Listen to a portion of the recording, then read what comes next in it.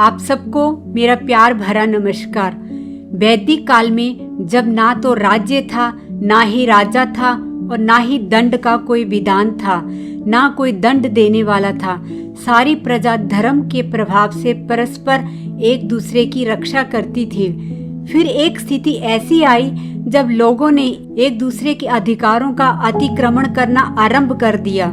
ऋषियों के पास दंड की कोई व्यवस्था नहीं थी, उनके पास केवल आध्यात्मिक ज्ञान था।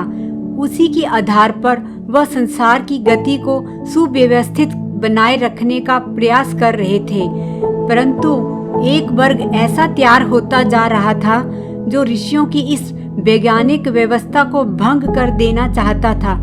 तब उन्होंने निर्णय लिया कि इस प्रकार इन उपद्रवी लोगों पर नियंत्रण रखने के लिए राजा का और राज्य की व्यवस्था होनी चाहिए। तब हमारे ऋषियों का ध्यान हमारे तत्कालीन समाज के तेजस्वी पुरुष और सृष्टि के पहले पुरुष महर्षि मनु की ओर गया। ऋषियों ने जाकर महर्षि मनु से प्रार्थना की कि वे संसार का पहला राजा बनने के उनके प्रस्ताव को स्वीकार करें। महर्षि मनु मोक्ष की जीवन साधना में लगे हुए थे। उससे हटकर वह संसार की इस नई व्यवस्था में राजा के पद को स्वीकार करने के लिए तैयार नहीं थे। पर ऋषियों के अनुरोध को वह टाल ना सके। उन्हें इस बात में संसार की भलाई दिखाई दी। उन्होंने इस बात को गहराई से समझा कि उनकी राजा बनने का अर्थ है अराजकता को समाप्त करना, जिसे उन्होंने ईश्वरीय कार्य समझा। इस तरह मनु सृष्टि के पहले राजा बने।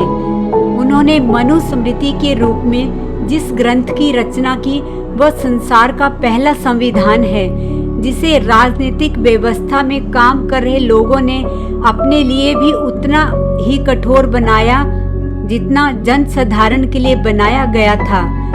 उस समय तत्कालीन समाज के लोगों ने भी अपना पूरा सहयोग देने का वचन दिया।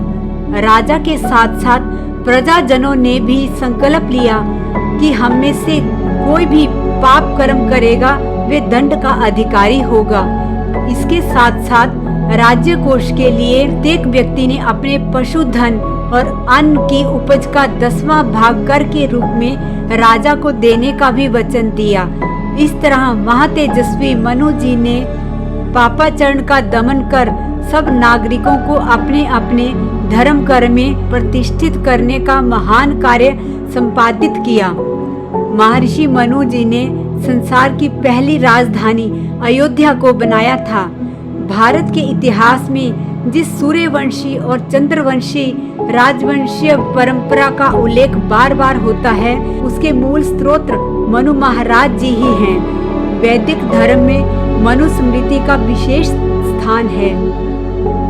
वास्तव में जितनी भी स्मृतियां प्राचीन काल में लिखी गई, उन सब में ऊंचा स्थान मनु स्मृति का ही है। मनु स्मृति के बारे में ये सत्य है कि आज के जितने भी कानून संसार के देशों में चल रहे हैं, उन सबको इसी ग्रंथ से प्रेरणा मिलती है। मनुस्मृति एक ऐसा ग्रंथ है जिसमें मानव समाज के लिए वर्णाश्रम व्यवस्था को तो स्पष्ट किया ही गया है, साथ ही व्यक्ति और समाज के लिए हितकारी धर्म, नैतिक कर्तव्यों और मर्यादाओं का भी उल्लेख है। मनुस्मृति हमारे जीवन के प्रत्येक क्षेत्र को प्रभावित करने वाला ग्रंथ है।